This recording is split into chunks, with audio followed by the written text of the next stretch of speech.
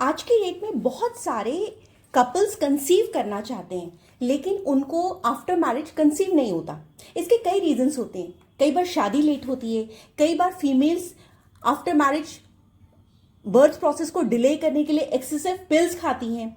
उनका जॉब में जो प्रोफाइल होता है वो इतना स्ट्रेस वाला होता है कि उनको लेट नाइट तक जागना पड़ता है, जिसकी वजह से उनकी बॉडी में बहुत सारे हार्मोनल चेंजेस हो जाते हैं और ये सारे चेंजेस जो होते हैं संतान प्राप्ति में बाधक होते हैं।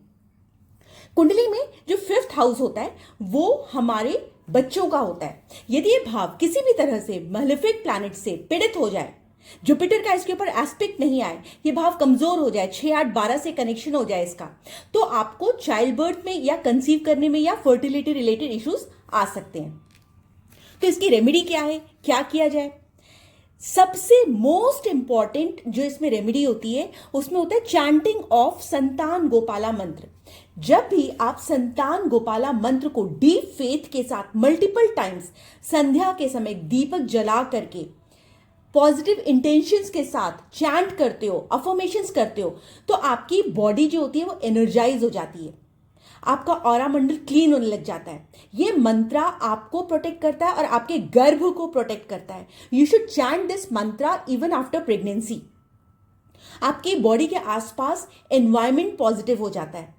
जब आप 108 बार इस मंत्र को चैंट करते हो तो जो भी ग्रह आपको 5th house related problems they रहा है वो 27 नक्षत्रों से गुजर के 108 पदों को पार करके अपना एक चक्र पूरा करता है। और जब आप इस प्रकार से 108 मंत्रों का बार बार रेगुलरली फेथ के साथ चैंटिंग करते हो तो आपको कंसेप्शन बहुत इजी हो जाता है, या आपकी बॉडी में जो भी फर्टिलिटी रिलेटेड इश्यूज होते हैं वो अपने आप से डिसॉल्व हो जाते हैं। इसके अलावा जो राहु केतु होते हैं वो भी चाइल्ड बर्थ में हमेशा अपना कंट्रीब्यूशन देते ही देते हैं, पॉजिटिवली दें या नेगेटिवली दें। तो जब भी कभी राहु इस हाउस को एस्पेक्ट कर रहा हो या फिर यहां पर बैठा हो, केतु बैठा हो, राहु बैठा हो, तो आपको उस कंडीशन में नाग मंत्र की चैंटिंग करनी चाहिए। ये जो राहु केतु के इंडिकेटर्स होते हैं, चाहे आपकी राशि चार्ट में दिख रहे हो, लगन चार्ट में दिख रहे हो, D7 चार्ट में दिख रहे हो या फिर D9 चार्ट में दिख रहे हो, आपको नाग मंत्र की चैंटिंग हमेशा करनी चाहिए ताकि आपके बच्चे प्रोटेक्टेड रहें।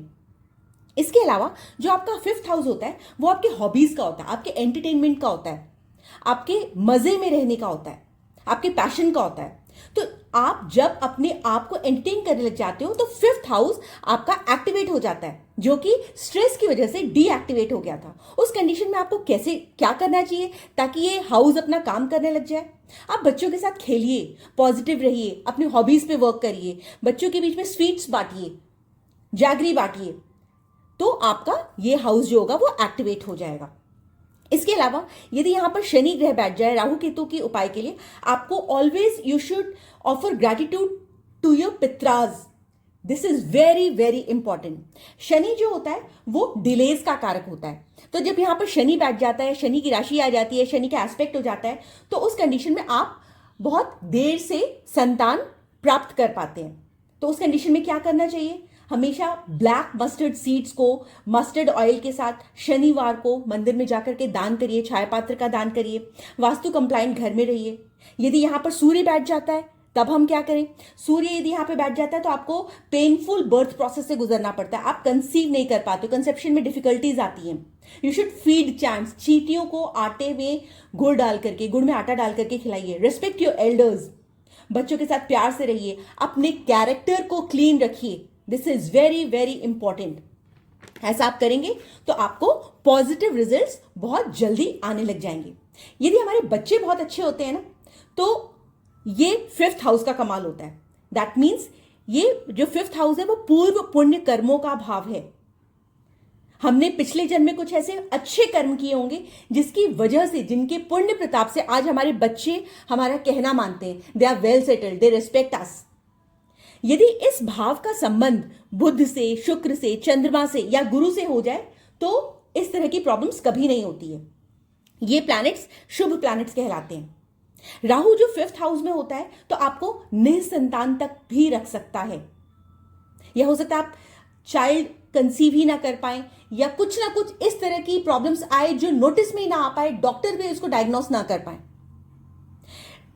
राहु जो है एक एलियन प्लैनेट है, तो इस कंडीशन में 5th हाउस में यदि राहु बैठा हुआ है तो कई बार आईवीएफ या यूट्यूब कह रही हूं, टेस्ट ट्यूब बेबी से भी आप चाइल्ड बर्थ में के प्रोसेस से गुजरते हो, तब आपको कई बार बच्चा हो जाता है।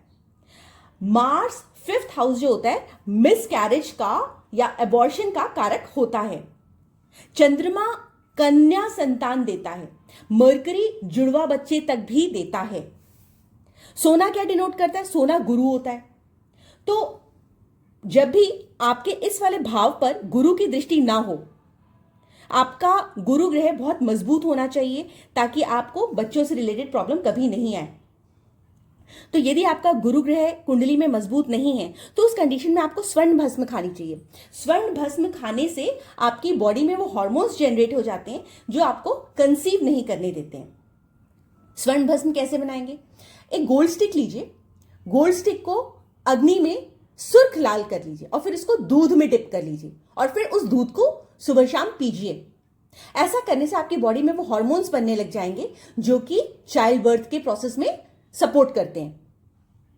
ये जो रेमेडी है बहुत इफेक्टिव है क्योंकि बृहस्पति जो होता है गोल्ड चंद्रमा की राशि में 4 नंबर में उच्च का होता है।